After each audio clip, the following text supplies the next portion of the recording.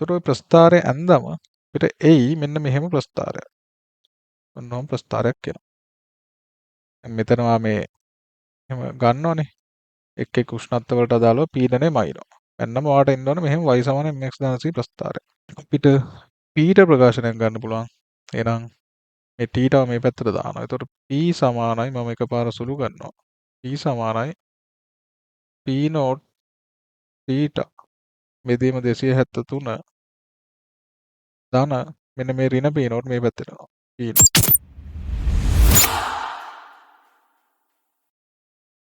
අයිබෝන් ළමයි ඔයගොල්ලන්ව ආදරෙන් පිළිගන්නවා channel එකට. අපි මේ වීඩියෝ එකේදී කතා කරන්න යන්නේ ඇත්තටම මේ තාපය පාඩමේ අපිට තව ප්‍රැක්ටිකල්ස් කීපයක් තියෙනවා. ඉතින් ඒ ටික අපි ඉවර කරන්න ඉන්නේ. දැන් එතකොට ඔයගොල්ලෝ දන්නවා අපි පහුගිය වීඩියෝස් වලදී අරන් ආවේ මේ දෝලන සහ තරංග කියන එක. එතකොට ගොඩක් අයට ගැටලු සහගත තැන් තියෙන පාඩමක් තමයි ඔය දෝලන සහ තරංග කියන පාඩම ගත්තම. ඉතින් ඒ අතරේදී දැන් තාපේ ප්‍රැක්ටිකල්ස් ටික තියෙනවා අපි කළා. ඒ කියන්නේ ප්‍රධාන මේවා කළා තියෙන්නේ. හරි. ඔක්කොම ඉවර කරලා තියෙනවා. නිව්ටන්ගේ සිසිල්න නියමය, ඊට පස්සේ මිශ්‍රණ ක්‍රම, තාප සන්නගත සංගුණක සීම් ඔය ඔක්කොම කළා තියෙනවා. ඒක උගලන්ට බලන්න පුළුවන් අපේ ප්ලේලිස්ට් එක තියෙනවා මේ භෞතික විද්‍යාව ප්‍රැක්ටිකල් වල. ඒකට ගිහිල්ලා බලන්න පුළුවන්. හරි. අද මේ වීඩියෝ එකදී අපි කතා කරන්නේ පීඩන නියමයේ පරීක්ෂණාත්මක සත්‍ය බව පෙන්වීම. පීඩන නියමය. පීඩන නියමය පරීක්ෂණාත්මක සත්‍ය බව පෙන්වීම. පීඩන නියමයේ සත්‍යය කියලා පෙන්වන්න යන්නේ. ඉතින් මේකදී අපිට අවශ්‍ය දේවල් ටිකක් තියෙනවා. එකක් තමයි දැන් උෂ්ණත්වය සමග පීඩනයේ විචලනය වෙන විදිය. අපිට බලන්න නියත පරිමාව වායු උෂ්ණත්වමානයක් අවශ්‍ය වෙනවා. නියත පරිමාව වායු උෂ්ණත්වමානය. දැන් නියත පරිමාව වායු උෂ්ණත්වමානය කියන්නේ මොකක්ද කියන එක. ඔයගොල්ලෝ දන්නවා මේ අපිත් එක්ක එකතු වෙලා ඉඳියනම්. නියත පරිමාව වායු උෂ්ණත්වමානය කියන්නේ මොකක්ද කියන්නේ. මේක ගැන සම්පූර්ණයෙන්ම පැහැදිලි කරලා තියෙනවා අපේ තාපය පාඩමේ බලන්න ගිහිල්ලා ඒ සෙෂන් එක. ඔය මේක ගැන දන්නේ නැත්නම් ඉතින් මේක වුණා මේ පීඩනය කොහොමද මේ උෂ්ණත්වයත් එක්ක වෙනස් වෙන්නේ කියන එක පරීක්ෂණාත්මක අපිට තහවුරු කරගන්න. ඊට පස්සේ මෙතනදී කරන්නේ අපි නියත පරිමාව උෂ්ණත්වමානය ඔයගොල්ලෝ දන්නවා සාමාන්‍යයෙන් ඇටෝම ගත්තොත් එහෙන් බල්බ් එකක් තියෙනවා. ඊට පස්සේ මේක මේ පැත්තෙන් සම්බන්ධ වෙනවා. ඔන්න ඔය විදිහට මම මේ දල සැකැස්මක් අඳින්නේ. මෙතනත් වීදුරු බටෙත් එක්ක රසදිය නලයක් තියෙනවා. දැන් මෙයාගේ මෙන්න මෙතන යම්කිසි නියත මට්ටමක අපි මේ රසදිය මෙතන තියෙන රසදිය මේ රසදිය ලෙවල් එක යම්කිසි නියත මට්ටමක තියෙනවා. එතකොට මේ ඇතුලේ මේ පරිමාව මේ වෘත්තාකාර භාජනය මෙයාගේ මේ සහ කේශික නලයේ මේ ටික ගත්තොත් මේ නියත පරිමාවක තියෙන. ඒතර මෙන්න මේ ඇතුලේ තියෙන පරිමාව හැමතිස්සෙම අපි නියත කරනවා. පරිමාව නියත කරනවා. පරිමාව නියත කළා තමයි දැන් ඔයගොල්ලෝ දන්නවා PV සමානුපාතකයි T කියන එක. ඒතර PV සමාන nRT එක ගත්තොත් මේ මවුල ප්‍රමාණය නියතයි තාරත්ව වායුවේ තියෙන නියතයක්. එතකොට PB සමානුපාතක T මෙතනදී අපි V නියත කරනවා. එතකොට P සහ C T සමානුපාතික නේ. P සහ T සමානුපාතික වෙනවා. ඉතින් නෝක තමයි පෙන්වන්නේ. එතකොට දැන් V නියත කරේ නැත්තම් මොකද? ඔයගොල්ලෝ දන්නවා මේ අපි උෂ්ණත්ව මිතික ගුණවලදී කතා කරලා තියෙනවා. ඒකපල ශිතයක් වෙන්න ඕන. ඊට පස්සේ රේඛීය ශිතයක් වෙන්න ඕන අවම වශයෙන්වත්. ඉතින් ඔය වගේ ගොඩක් දේවල් කතා කරලා තියෙනවා. ඒකපල ශිතයක් වෙන්න ඕන කියන්නේ මෙන්න මේක. ඉතින් පරිමාවත් වෙනස් වුණොත් අපිට මේක ස්ටඩි කරන්න අමාරුයි. ඉතින් ඒ හින්දා පරිමාව අපි මෙතනදී මොකද කරන්නේ? නියතව තියාගන්නවා. පරිමාව නියතව තියාගෙන තමයි පීඩනය උෂ්ණත්වයත් එක්ක කොහොමද පීඩනය වෙනස් වෙන්නේ කියලා බලන්නේ. රයිට්. ඊට පස්සේ දැන් මේ බල්බ් එක අපි විවිධ උෂ්ණත්වවල තියලා අපිට පුළුවන් මෙයා යම්කිසි උෂ්ණත්ව සෙල්සියස් අපි හිතමු 60 70 එහෙම නැත්නම් ඊට වඩා අඩුවෙන් 65 70 75 වගේ එක් එක් උෂ්ණත්වයන් තුල තියලා අපිට පුළුවන් මෙන්න මෙතනින් පීඩනය කොච්චරද කියලා මයින්න. එතකොට මෙතන රසදේ කඳේ උසත් එක්ක අපි දන්නවා පීඩනය මයින් වෙදී අපි මේවා කතා කරලා තියෙනවා අපි ඒ උගන්වන සෙෂන් එකේදී. ඉතින් ඔයා ඒක දන්නේ නැත්නම් මේක බැලුවට තේරුමක් නැහැ. මේක තේරෙන්නේ නැත්නම් අනිවාර්යෙන් එතෙන්ට ගිහිල්ලා තාපය වීඩියෝ සීරීස් එකට ගිහිල්ලා ওই නියත පරිමාව උෂ්ණත්වමානය බලලා එන්න ඕන. රයිට්. එතකොට ඔන්න ඔය විදිහට අපි විවිධ උෂ්ණත්වවල තියලා පීඩනය මැනගන්නවා. එතකොට අපිට යම්කිසි ටේබල් එකක් ගහන්න පුළුවන් වගුවක්. මොකක්ද ගහන්න පුළුවන්? උෂ්ණත්වයත් එක්ක කොහොමද පීඩනය වෙනස් වෙන්නේ? උෂ්ණත්වයත් එක්ක කොහොමද පීඩනය වෙනස් වෙන්නේ? මෙයා අපි සෙල්සියස් වලින් ගන්නවා. එතකොට මෙයා අපිට මෙතනදී අපි ගන්නේ HROG කියන එකත් එක්කනේ. එතකොට නිව්ටන් වර්ග මීටරයට එහෙම නැත්නම් පැස්කල් ඔය කියන එකෙන් ගන්න පුළුවන්. රයිට්. අපි ඒක අරගෙන මොකද කරන්නේ? ඊට පස්සේ මෙන්න මේ දත්ත මෙතන ටේබල් එක තියෙනවානේ. එතකොට ඔය ටේබල් එකේ තියෙන XY දෙක අරගෙන ප්‍රස්ථාරය නිර්මාණය කරනවා. ප්‍රස්ථාරය නිර්මාණය කරාම අපිට එන්න ඕන y සමාන mx ධන c ආකාරයේ ප්‍රස්ථාරයක්. y සමාන mx ධන c ආකාරයේ ප්‍රස්ථාරයක් එන්න ඕන. ප්‍රස්ථාර ගැන දන්නේ නැත්නම් අපේ තියෙන වෙනම සෙෂන් එකක් වෙනම වීඩියෝ සීරීස් එකක් ඇති මේ භෞතික විද්‍යාව සඳහා අවශ්‍ය මූලික දැනුම කියලා. ඉතින් ඒකේ ප්‍රස්ථාර ගැන A to Z උගන්වලා දෙනවා. ඔයගොල්ලන්ට ගිහිල්ලා බලන්න පුළුවන්. හරි. දැන් මෙන්න මේ විදිහට ප්‍රස්ථාරගත කරාම මේ පැත්තෙන් θ මෙයා සෙල්සියස් වලින් උෂ්ණත්වය මේ පැත්තෙන් පීඩනය. එතකොට ওই ප්‍රස්ථාරය ඇඳම අපිට එයි මෙන්න මෙහෙම ප්‍රස්ථාරයක්. ඔන්නෝම ප්‍රස්ථාරයක් එනවා. මෙතනවා මේ එහෙම ගන්නවනේ. එක් එක් උෂ්ණත්ව වලට අදාළව පීඩනය මයින්නවා. එන්නම ඔයාලට එන්න ඕනේ මෙහෙම y සමාන mx ධන c ප්‍රස්ථාරයක්. මෙතනදී මෙයාව කැපෙන්නේ ඍණ 273. දැන් ඔයාලට එන්නේ මෙන්න මේ හරියටනේ. ඔයාලට එන්නේ සාමාන්‍යයෙන් ඔයා ගනි ඔයාලට සෙල්සියස් අංශ බිඳුව ගන්න පුළුවන්. එතකොට දියවන ඉස්සෙල්ලා තියලා ඒ බිඳුවේ ඉඳන් මේ පැත්තට ඔයාලට ගන්න පුළුවන්. බිඳුවේ ඉඳන් මේ පැත්තට තියෙන ගෑන් ටික ගන්න පුළුවන්. ඉතින් එතකොට ඔයා හිතන්න ඔයා ගත්ත බිඳුවේදී ගත්තා, ඔයා 10ේදී ගත්තා, 20ේදී ගත්තා, ඔහොම 30ේදී ගත්තා, ඔය විදිහට අරගෙන 40ේදී ගත්තා, ඔහොම අරගෙන මේ graph එක අඳිනවා. ඔහොම මේ ටික ලකුණු කරලා graph එක අඳින. එතකොට ඔයාලට මෙහෙම රේඛාවක් එනවා. ඉතින් ඔයාලට මේක මෙහෙම තවදුරටත් දික් කරන්න පුළුවන්. දික් කරාම මේක කැපෙනවා මෙන්න මේ x අක්ෂයේ යම්කිසි තැනකදී. එතන තමයි සෙල්සියස් අංශක ඍණ 273 වෙන්න ඕන. ඔයගොල්ලෝ ඔක දන්නවා. එතකොට දැන් මේකේ අපි ගන්නවා මෙන්න මෙහෙම සම්බන්ධයක් ඊට පස්සේ. හරි. අපි ගන්නවා මෙන්න මෙහෙම සම්බන්ධයක්. ඒ සම්බන්ධය තමයි අපි යම්කිසි තැනක් ගන්නවා මෙන්න මෙහෙම θ කියලා. ඒතර මෙතන උෂ්ණත්වය θ කියලා හිතමු. ඒතර මෙන්න මෙහෙම අපිට පුළුවන් මෙයාව යා කරගන්න මෙතනින් කඩයිරකින්.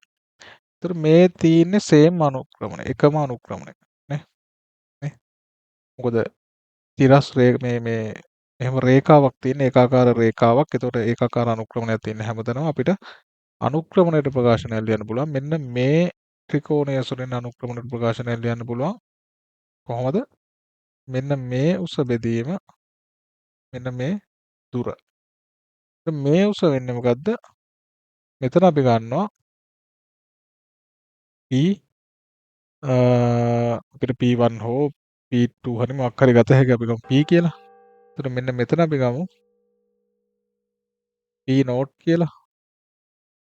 P0 කියලා ගමු. එතකොට P0. එහෙනම් මේ උස එනවා P ඍණ P0. P ඍණ P0. P ගෙන් P0 අඩු වෙන්න ඕන. එතකොට මෙන්න මේ දුර ගත්තොත් ඒක එන්නේ මොකද? θ නේ. මෙතන බිඳුවයිනේ. එහෙනම් මේ දුර වෙන්නේ θ. එතකොට එහෙනම් P ඍණ P0 මේක බෙදන්න ඕන θ ගෙන්. ඕක අපිට සමාන කරන්න පුළුවන්. මෙන්න මේ ත්‍රිකෝණය ගත්තොත් ඒ ත්‍රිකෝණයේදී මෙන්න මේ උස වෙන්නේ ළමයි මොකද්ද? P0 නේ. මොකද මේ කණ්ඩාංකේ P0 නේ. එහෙනම් මේ උස P0. එතකොට මෙන්න මෙතන බිඳුව උෂ්ණත්වය මෙයා ඍණ 273. එහෙනම් මේ දුර ගත්තොත් 273. එහෙනම් P0 බෙදීම 273. ඔන්නම සම්බන්ධයක් යනවා. එතකොට එන්නේ මොකද්ද? අපිට P ට ප්‍රකාශනයක් ගන්න පුළුවන්. එහෙනම් මේ T ටව මේ පැත්තට දානවා. එතකොට P සමානයි මම එකපාර සුළු කරනවා.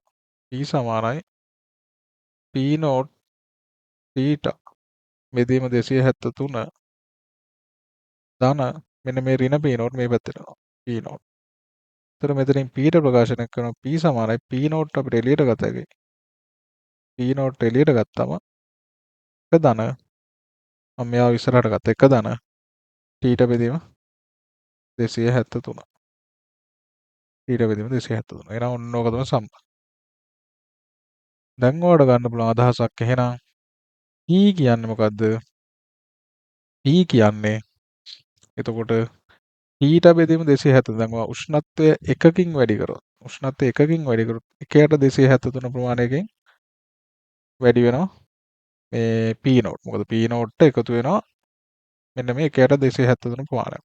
එතකොට ඔයා T ට දෙකකින් වැඩි කරොත් උෂ්ණත්වය දෙකක් කරොත් එතකොට 2ට 273යි. එතකොට 3යි නම් 3ට 273යි. එතකොට ඔන්න ඔහම යම්කිසි ඒකාකාරව අනුරූපව ඒ කියන්නේ සමානුපාතික බවත් පෙන්වුම් කරනවා. මේ අපි බොයිල් චාල්ස් නියමවලදීත් කතා කරලා තියෙනවා. හරි. බොයිල් චාල්ස් නියමවලදීත් කතා කරා. එතකොට ඒ වීඩියෝස් උත් බලන්න ගිහිල්ලා එතනිනුත් ඔයාලට ලොකු දෙයක් ගන්න පුළුවන්. ඉතින් එතකොට දැන් මේ විදිහට දැන් මේ නියත පරිමාවෙදී මේ නියත පරිමාව වායු උෂ්ණත්වමානය අපි පාවිච්චි කරන්නේ. නියත පරිමාවදී අචල වායු ස්කන්ධයක ස්කන්ධයත් නියතයි අචල වායු ස්කන්ධයක පීඩනය උෂ්ණත්වය නගින හැම අංශකයක් සඳහා උෂ්ණත්වය වැඩි වෙන හැම අංශකයක් සඳහා මේ විදිහට 1 2 3 මේ විදිහට හැම අංශකයක් සඳහාම කලින් තිබ්බ පීඩනයෙන් 1ට 273කින් වැඩි වෙනවා කියලා පේනවා. කලින් තිබ්බ පීඩනයෙන් 1ට 273කින් වැඩි වෙනවා කියලා පේනවා. දැන් P සමානයි P නෝට් ධන P නෝට් වරක් 1ට 273. එහෙම නැත්නම් P නෝට් වරක් 2ට 273. එහෙම නැත්නම් P නෝට් වරක් 3ට 273. ඔහොමම යනවා. හැම වැඩි වෙන උෂ්ණත්වයකටම හැම සෙල්සියස් අංශයකටම එතකොට P නෝට් ගෙන් කලින් තිබ්බ පීඩනය ඒ උෂ්ණත්වය වගේ 1ට 273කින් වැඩි වෙනවා කියලා පේනවා. ඉතින් එහෙනම් ඔයාලට පේනවා මෙතනදී මේ පීඩනය නියමයේ සත්‍යතාව තහවුරු කරගන්න පුළුවන්. එතකොට මේ වැලියුස් ටික අරන් ඔයා මේක බෙදන්නේ. එතකොට බෙදලා ඔයාලට මේ ගාන හැදුවම මේ විදිහට මේක වැඩි වීගෙන යනවා කියන එක තේරෙන්න ඕන. හරි. එතකොට මේකේ අවශ්‍ය නෝට්ස් ටිකක් තියෙනවා. වැදගත් දේවල් ටිකක්. ඒක තමයි නියත පරමාණු උෂ්ණත්වමානය පාවිච්චි කරනකොට අපි කියලා තියෙනවා මේ දැන් සෙල්සියස් අංශක බිඳුවේ උෂ්ණත්වය අඩු පැත්තේ නම් මේ බල්බ් එක තියන්න යන්නේ. ඒතර ඒ පැත්තේ උෂ්ණත්වය අඩු වෙනවා. ඉතින් උෂ්ණත්වය අඩු වෙනකොට මොකද වෙන්නේ? පීඩනය පැත්තේ අඩු වෙනවා. අඩු වෙනකොට මේ පැත්තෙන් මෙහෙම යන්න පුළුවන්. මේ පැත්තෙන් බටේ රසදිය තියෙන පැත්තෙන් බල්බ් එක ඇතුළට රසදිය ගලා යන්න පුළුවන්. ඒ පැත්තේ පීඩනය අඩු හින්දා. ඉතින් එතකොට පුළුවන් තරම් බටේ පැත්තේ රසදිය තියෙන බටේ පැත්තේ පීඩනය අඩු කරන්න රසදිය තියෙන බටේ පාත් කරන්න ඕනේ. ඉතින් ඔය කතා කරලා තියෙනවා. ඔය විදිහට තමයි උෂ්ණත්වය ටික ටික වැඩි පැත්තක තියෙනවා. හරි. උෂ්ණත්වය වැඩි පැත්තක තියෙනවා. එතකොට සාමාන්‍යයෙන් බල්බේ අයිස් තුල ගිල්ලා පාඨාංග නොගෙන බල්බේ ජලය තුල ගිල්ලා කාමර උෂ්ණත්වයේ සිට අංශක 10න් 10ට.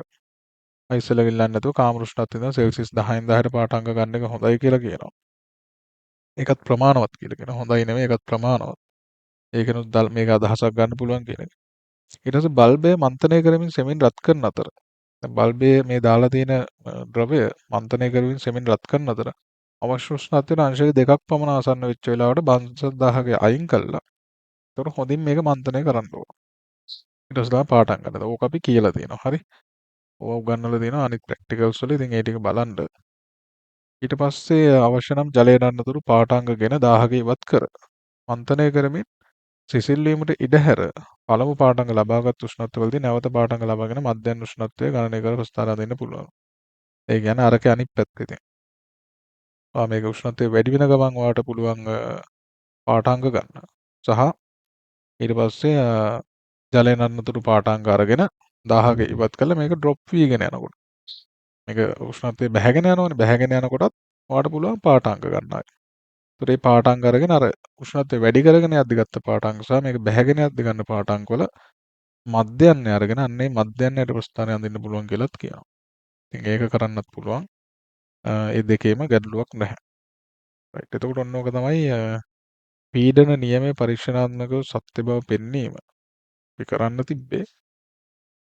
ඒක සරලව කිව්වොත් උෂ්ණත්වයත් එක්ක පීඩනය කොහොමද වැඩි වෙන්නේ කියන එක. උෂ්ණත්වයත් එක්ක පීඩනය P සමානුපාතිකයි T කියන එක. ඒතර ඔන්න ඕක තමයි කතා කරේ. හරි. ඉතින් මේකත් එක්ක ඔයගොල්ලෝ දන්නවා අපිට තව කතා කරන්න තියෙන ප්‍රැක්ටිකල්ස් දෙකක් තියෙන. එකක් කාමර උෂ්ණත්වයේදී ද්‍රවයක සන්තෘප්ත වාෂ්පීඩනය සෙවීම කියන එක. ඊට පස්සේ අනිත් එක උෂ්ණත්වය සමග ජලයේ සන්තෘප්ත වාෂ්පීඩනය විචලනය කියන එක. ඒතකොට මේ දෙකත් ටිකක් වැදගත් ප්‍රැක්ටිකල්ස් දෙකක්. මොකද පාස් පේපර් බැලුවොත් බලා ගන්න පුළුවන් ඇවිල්ලා තියෙනවා විභාගෙට. ඉතින් ඒකත් එක්ක අපි මේ වීඩියෝ එක මෙතනින් නතර කරනවා. ඔයගොල්ලෝ දන්නවා අපි තියෙනවා මේ උසස් පෙළ හදලා උසස් පෙළ නිසක ජයමග වීඩියෝ සෙමිනාර් එක. ඉතින් ඔයගොල්ලෝ උනන්දුයි නම් ඔයගොල්ලන්ට පුළුවන් විස්තර දැනගන්න කතා කරන්න.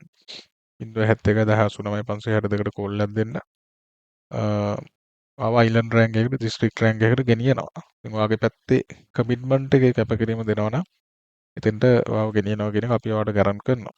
ඉතින් අකමැති නම් දෙපාර තුන් පාර කරන්න උසස් පෙළ අවුරුදු 4-5 නිදි මරන්න. ඉතින් බස් වල ගිහිල්ලා ටියුෂන් ක්ලාස් වලට යන්න. ඉතින් වැඩ කරන්න. අකමැති නම් මේක එකපාර කරන්න කැමති නම් විස්තර කතා කරන්න දැනගන්න ජොයින් වෙන්න පුළුවන්. අපිට කෝල් එකක් දෙන්න. රයිට්. ඉතින් වීඩියෝ එක අවසන් වෙනකම් බලුවට තෑන්ක්ස්. channel එක subscribe කරන්න. අපි ඊළඟ ලෙසන් එකේදී හම්බෙමු. මේ ප්‍රැක්ටිකල්ස් දෙක ඉවර කරමු. එතකොට තාපේ මුල මුළු ප්‍රැක්ටිකල් සීරීස් එකම ඉවරයි. එතකොට අපිට දෝලන තරංග කියන එක කන්ටිනියු කරන් යන්න පුළුවන්. හරි. අපි යන ඊළඟ ප්‍රැක්ටිකල් එකෙන් හම්බෙමු.